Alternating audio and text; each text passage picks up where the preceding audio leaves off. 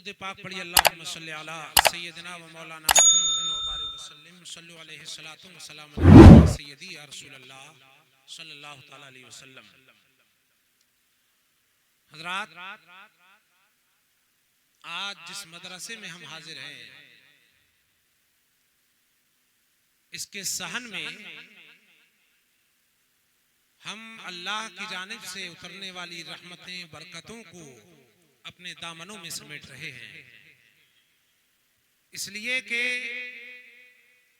یہ اللہ رسول کا وہ گھر ہے جہاں طالبان علوم نبویہ اپنے گھروں کو چھوڑ کر کے، اپنے بستروں کو چھوڑ کر کے، ماں باپ کے پیار اور محبت سے دور ہو کر کے وہ اپنے وطن، اپنے شہر، اپنے قصبہ اور قریہ اور گاؤں کو چھوڑ کر کے ایک مدرسے میں آ جاتے ہیں، اور آنے کا مقصد کوئی حصول دنیا نہیں ہوتا، آنے کا مقصد ان کا کوئی دنیا کا مال و زر کمانا نہیں ہوتا، بلکہ وہ اللہ و رسول کی خاطر جو سفر طے کرتے ہیں اس کا نتیجہ یہ نکلتا ہے کہ وہ اپنا گھر جیسے ہی چھوڑنے کے لیے تیار ہوتے ہیں تو اللہ کے فرشتے ان کے نیچے اپنے قدموں کو، پروں کو بچھا دیتے ہیں۔ یعنی یہ طالب علم جب تک کہ اپنے گھر سے باہر نہیں نکلا، حصول دین کے لیے اس نے سفر کا قصد نہیں کیا، ارادہ نہیں کیا، تب تک محلے اور بستی کا عام بچہ شمار کیا جا رہا ہے، لیکن جیسے ہی حصول دین کے لیے، حصول تعلیم کے لیے وہ گھر سے نکلتا ہے، اللہ کی رحمتوں کو جوش آتا ہے اور فرشتے اپنے پروں کو اس طالب علم کے قدموں کے نیچے بچھا دیتے ہیں۔ یہ برکتیں کیسے حاصل ہوئی؟ یہی وہ بچہ جو آدھا گھنٹہ پہلے اپنے گھر میں تھا اس کو وہ شرف و منزلت حاصل نہیں، لیکن جیسے ہی انما الاعمال بالنیات کے مطابق کہ اعمال کا دار و مدار نیتوں پر ہوتا ہے، نیت صالح کر کے جیسے ہی نکلا ہے تو فرشتے اپنے پروں کو بچھاتے نظر آ رہے ہیں۔ یہ کیا بات ہے کہ دنیا کے اندر جب آدمی اپنے آپ کو مال و زر کے بدلے میں بیچ دیتا ہے تو اس کی کوئی عزت و اوقات نہیں ہوتی، لیکن جو دنیا والے اپنے آپ کو اللہ و رسول کے لیے بیچ دیتے ہیں، وقت کر دیتے ہیں، تو ان کی شان یہ ہوتی ہے، اے یا رسول اللہ جب تک بکے نہ تھے تو کوئی پوچھتا نہ تھا، تم نے ہمیں خرید کے انمول کیا۔ سبحان اللہ، سبحان اللہ، زندہ باز۔ بہت بات ہے۔ آپ دیکھیں مکے کی سرزمین ہے، ابھی مکے کی سرزمین پر پیارے آقا صلی اللہ علیہ وسلم جو رشد و ہدایت کے لیے تشریف لائے، اللہ پاک نے اپنے حبیب صلی اللہ علیہ وسلم کو لوگوں کی رہنمائی کے لیے ارسال فرمایا۔ رسول خدا صلی اللہ علیہ وسلم لوگوں کے لیے نمونہ حیات بن کر دنیا میں تشریف لائے، لانے کے بعد فرمایا گیا کہ اب رسول کی زندگی تمہارے لیے نمونہ حیات ہے، میرے پیارے حبیب کی زندگی تمہارے لیے آئیڈیل ہونا چاہیے۔ اب آپ دیکھیں تو دو طریقے کے لوگ ہوئے، ایک وہ لوگ کہ جو کہ پیارے آقا صلی اللہ علیہ وسلم کے دشمن بنتے نظر آئے، وہ لوگ جو کہ پیارے مصطفیٰ صلی اللہ علیہ وسلم کے لیے مشکلات کو پیدا کرنے کی کوشش کرتے تھے، تو ان کا کیا ہوا؟ فرما دیا گیا کہ یہ نارے جہنم میں جلنے والے ہیں، اور وہ لوگ جو عشق مصطفیٰ سینوں میں چراغ روشن کر گئے ان کے لیے فرمایا گیا کہ اللہ پاک نے ان سے جنت کا وعدہ لے لیا۔ دو طریقے کی کیٹیگری کے لوگ ہوئے۔ اب آپ کو سمجھنا ہوگا یہ وہ اللہ پاک فرماتا ہے کہ ہم نے دو طریقے تمہارے سامنے رکھ دیے ہیں، اب آپ کو اختیار کرنا ہے کون کون سا طریقہ اختیار کرے گا۔ یہ ہمارے دیورنیا کے غیور سنی بھائیوں، یہ اللہ پاک نے جو دو طریقے دو راستے اللہ پاک نے بندوں کے لیے یہ پیدا فرما دیے۔ اب اگر آدمی صراط مستقیم پر چلے گا تو اسے جنت میں پہنچنے کا راستہ اسے میسر ہو جائے گا، لیکن اگر یہی آدمی اگر صراط مستقیم سے بھٹکتا نظر آتا ہے تو اس کا ٹھکانہ جہنم کر دیا جاتا ہے۔ اے ہمارے بھائیوں، اسی لیے اللہ پاک نے ارشاد فرمایا یا ایھا الذین آمنوا قوا انفسکم واہلیکم نارا، اے ایمان والو اپنے آپ کو اور اپنے گھر والوں کو جہنم کی آگ سے بچاؤ۔ اے ہمارے بھائیوں، آج ہمارے لیے یہ فتنے کا دور ہے، آج ہمارے لیے یہ مشکلات کا دور ہے، قدم قدم پر گمراہی بڑھتی نظر آ رہی ہے۔ ایسے عالم میں آپ کو کیا کرنا ہے؟ آپ کو کسی دنیا دار کو آئیڈیل نہیں بنانا ہے، آپ کو کسی بھی دنیا دار کو اپنے لیے مشعل راہ نہیں بنانا ہے، آپ کو کسی ہیرو اور ایکٹر کو اپنے لیے دنیا دار کو اپنا نمونہ نہیں بنانا ہے۔ یہ ہمارے سنی بھائیوں، توجہ کرو بیٹا، ادھر دیکھو، یہ ہمارے نوجوان بچے جو آگے بیٹھے ہیں، یہ ہماری قوم کا مستقبل ہیں۔ اے میرے نوجوانوں، بچوں اور بھائیوں، آج سوشل میڈیا کے اس دور میں، پرفتن دور میں، جہاں دیوبندیت اپنے قدم مضبوط کرنا چاہتی ہے، جہاں وہابیت اپنے آپ کو میدان میں لانے کی کوشش کر رہی ہے، وہیں ایک ایسا فتنہ بھی ہے جو صلح کلیت سے تعبیر کیا جاتا ہے، یعنی کہتا ہے اہل سنت بھی صحیح ہے، وہیں یہ لوگ ہیں، یہی گروہ کہتا ہے کہ دیوبندی بھی صحیح ہے، یہی وہ گروہ ہے جو کہتا ہے رافضی بھی صحیح ہے۔ ایسے عالم میں آپ کو کیا کرنا ہے؟ تو اے ہمارے بھائیوں، یاد رکھنا، ہمارے لیے آج کی اس 14ویں صدی میں اگر ہمیں اپنا آئیڈیل کسی کو بنانا ہے تو آج آپ کو دیکھنا ہوگا وہ کون سا عالم ربانی ہے جس نے یہ لٹریچر ہم کو عطا فرما دیا، وہ کون سا عالم ربانی ہے، مجدد دین و ملت ہے جس نے قوم کی رہنمائی کے لیے 1000 سے زیادہ کتابوں کو لکھ کر کے قوم کو فراہم کر دی ہیں، وہ کون سا عاشق مصطفیٰ ہے کہ جس نے ہدایت بخشش کو قرآن و حدیث کی ترجمانی میں عام فہم انداز میں قوم کو عطا کر دیا ہے، وہ کون سا قوم کا رہنما ہے جس نے عام فہم انداز میں کتابوں کو لکھ کر کے، نعت رسول کو لکھ کر کے لوگوں کے سینوں میں عشق مصطفیٰ کے چراغ کو روشن کر دیا ہے۔ جب ہم نظر دوڑائیں تو آج سے 100 سال پہلے یہ ہم نے اپنے بڑوں سے سنا ہے، یہ بچے جو ابھی پیدا ہوئے ہیں انہوں نے اپنے باپ سے سنا، انہوں نے اپنے دادا سے سنا۔ جب 100 سال کے ماضی میں ہم پہنچتے تھے تو پتہ لگتا ہے مجدد اہل سنت، عاشق مصطفیٰ، عالم ربانی، امام اہل سنت، مجدد دین و ملت، شاہ امام احمد رضا فاضل بریلوی، انہوں نے ہمارے لیے ان سارے فتنوں سے بچنے کا طریقہ ارشاد فرما دیا۔ قلم رضا اٹھا تو اب دیوبندیت کا قلعہ قمع کر رہا ہے، قلق رضا اٹھا، آج قلق رضا نے وہابیت کے شیش محل کو چکنا چور کر دیا، قلق رضا اٹھا صلح کلیت کو زمین دوز کر دیا۔ ارے قلق رضا ہے خنجر خوخار برق بار، آدھا سے کہہ دو خیر منائے نہ شر کرے۔ سبحان اللہ، نعرہ تکبیر، نعرہ رسالت، نعرہ غوثیت، مسلک اعلیٰ حضرت، علماء اہل سنت، نعرہ تکبیر، نعرہ رسالت۔ میں بیان کچھ اور کرنا چاہ رہا ہوں، میں نے جو آیت کریمہ پڑھی ہے اس کی روشنی میں میں آپ کو بیان کروں۔ یہاں بات یہ نکل کر کے آ گئی، اس فتنے کے دور میں آپ کو کون سی چیز ہے جس کو آپ کو آئیڈیل بنانا ہوگا۔ ہمارے ملک کے اعتبار سے ہمارا کنسٹیٹیوشن ہے، قانون کے اعتبار سے، لیکن مذہبی اعتبار سے ہمارا جو کنسٹیٹیوشن ہے وہ ہمارا کنسٹیٹیوشن قرآن پاک ہے۔ سبحان اللہ۔ اے نوجوانوں، کون سا ہے آپ کا کنسٹیٹیوشن؟ آئیے جاوید صاحب تشریف، کون سا آپ کا کنسٹیٹیوشن ہے؟ جو ہمارے بچے ہیں صرف وہ بتائیں قرآن پاک کیا ہے آپ کے لیے؟ قرآن پاک۔ یہ قرآن پاک سینے میں محفوظ کر کے آج دو حافظ قرآن اس مدرسے سے فارغ ہو رہے ہیں۔ سبحان اللہ۔ آپ آخر میں دیکھیں گے کہ ان کے سروں پر دستار حفظ کو سجایا جائے گا۔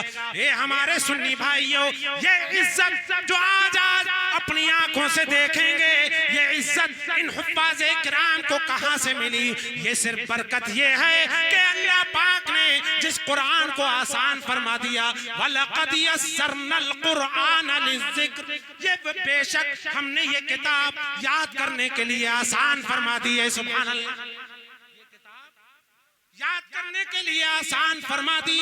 اور یہ خبر نہیں ہے, لقد تحقیق کے ساتھ فرمایا, لام تاکید موجود ہے, پھر اس پر بھی قد داخل ہے کہ ہم نے یہ قرآن بہترین انداز میں, آسان انداز میں یاد کرنے کے لیے یہ روشن کتاب اتار دی ہے. فَهَلْ مِن مُدَّكِرٍ, تو کون ہے جو اس کو یاد کرنے والا ہے؟ کس سے فرمایا گیا؟ یہ پورا عموم ہے اس قرآن کو یاد کرنے کے لیے. یعنی یہ قرآن جو اللہ کی کتاب ہے, جو اللہ پاک نے اپنے پیارے حبیب پر نازل فرمائی. سبحان اللہ. اے سنی بھائیو, اللہ پاک فرما رہا ہے ہم نے اس کتاب کو آسان فرما دیا, ہم نے اس کتاب کو سہل فرما دیا, ہم نے اس کتاب کو ایزی کر دیا ہے یاد کرنے کے لیے.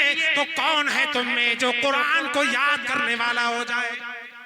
جب یہ قرآن کا حکم متوجہ ہو گیا پوری امت مسلمہ پر, تو اب دیکھیے اب ہر کوئی نہیں اٹھا کہ میں قرآن کو یاد کروں گا. کوئی ہر آدمی تیار نہیں ہوا, ہر بچہ تیار نہیں ہوا.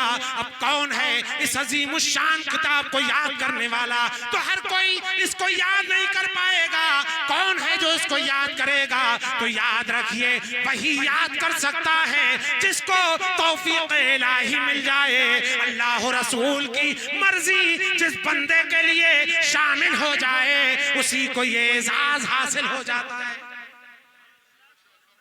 ہر کوئی اس کو یاد کرنا چاہے تو یاد نہیں کر سکتا, اس لیے کہ اس کے لیے آپ اگر اللہ پر ایمان لا کر کے رسول کی رسالت پر, رسول کی رسالت کا اقرار کر کے اگر اس کو یاد کریں گے تو اللہ کی جانب سے مدد الہی مل جائے گی اور حضور کی جانب سے رحمتیں مل جائے گی.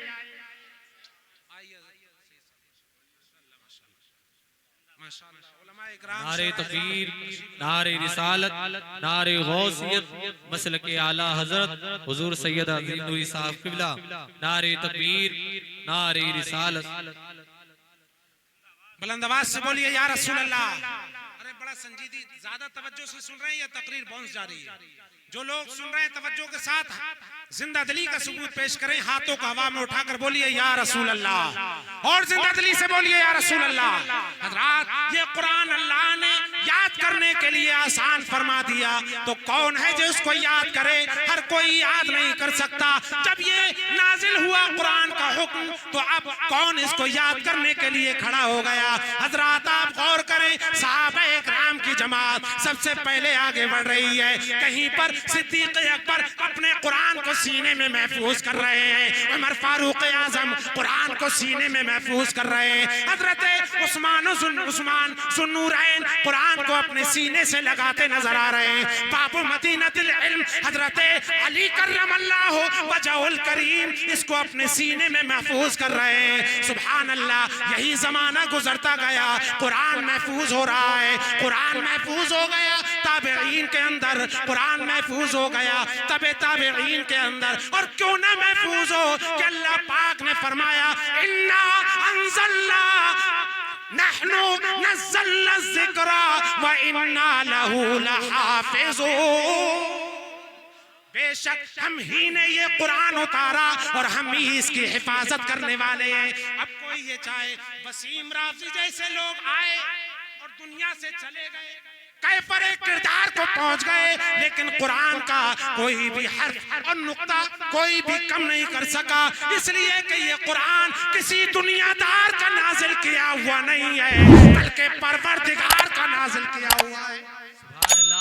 تنزیل من رب العالمین, یہ عالمین کا جو رب ہے اس کا نازل کیا ہوا ہے. سبحان اللہ. اے ہمارے سنی بھائیو, ہماری خوش نصیبی کی بات ہے کہ ہمارے اس دورانیہ کے اندر یہ مدرسہ موجود ہے جہاں سے قال اللہ کی آوازیں بلند ہوتی ہیں, جہاں سے قال الرسول کی صدائیں لگائی جاتی ہیں. آپ خوش نصیب ہیں کہ مولانا نظام الدین صاحب قبلہ نے آپ کے لیے قرآن یاد کرنے کے لیے یہ مدرسہ قائم کر دیا. اپنے بچوں کو اس مدرسے میں داخل کر دیجئے کہ قرآن فرما رہا ہے کون ہے اس کو یاد کرنے والا. تو آپ کہہ سکیں اے اللہ پاک ہم تو یاد نہ کر سکے, لیکن آنے والی نسلوں کے سینوں میں ہم قرآن کو محفوظ کر دیں گے. کر سکتے ہیں, اتنا تو آپ کر سکتے ہیں.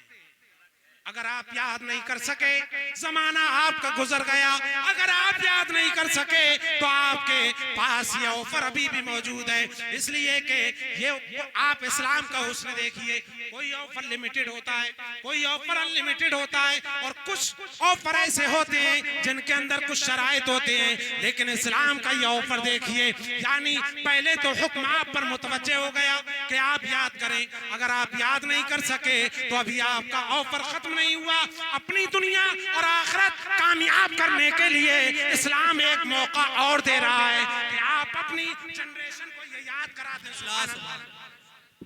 اگر آپ یاد نہیں کر سکے تو اسلام ایک آفر اور دے رہا ہے کہ اگر آپ یاد نہیں کر سکے تو اپنی جنریشن کو یاد کرائیے, اپنی اولاد کو یاد کرائیے. اب کیا ہوگا اے ہمارے بھائیوں, آج دستار حفظ جو ان کے سروں پر سجائی جائے گی, یاد رکھیے ایک زمانہ وہ آئے گا جب یہ دنیا ختم ہو جائے گی, میدان محشر قائم کر دیا جائے گا. تو جیسے آج دنیا کے اندر ان کے سروں پر تاج حفظ سجایا جا رہا ہے, میدان محشر میں بھی ایک جب میدان محشر میں سارے لوگ جمع کر دیے جائیں گے تو وہاں پر بھی بلایا جائے گا. کہاں ہے والدین جن کے بچوں نے قرآن کو یاد کیا تھا, انہیں بلایا جائے گا. اور کیا کیا جائے گا, آپ دیکھیں کیسی عزت افزائی ہوگی اس وقت میں.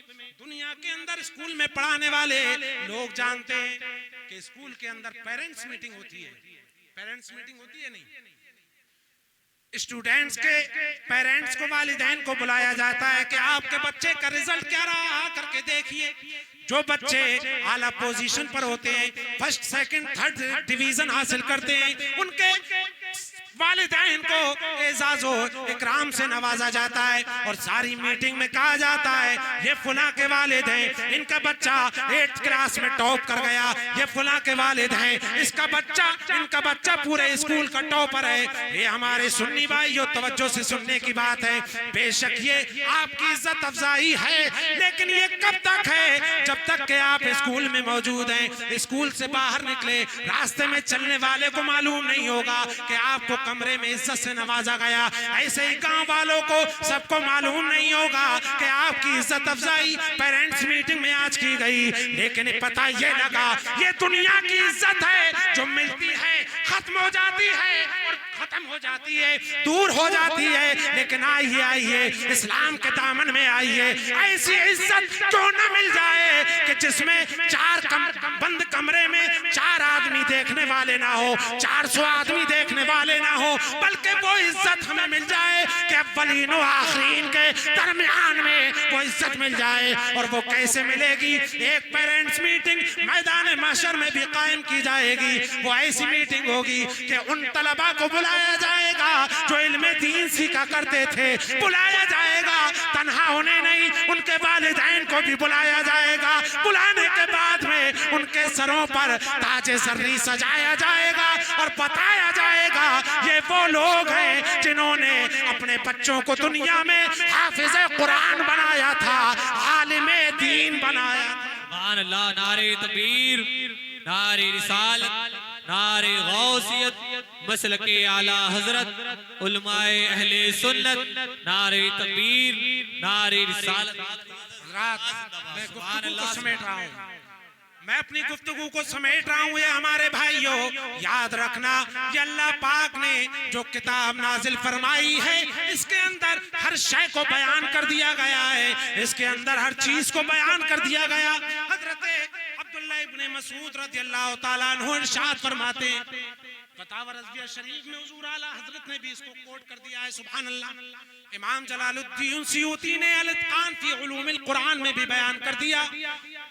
یہ اثر صحابی رسول ہے. ارشاد فرماتے ہیں لو دعا لی اقال بعیر لوجدتہ فی کتاب اللہ.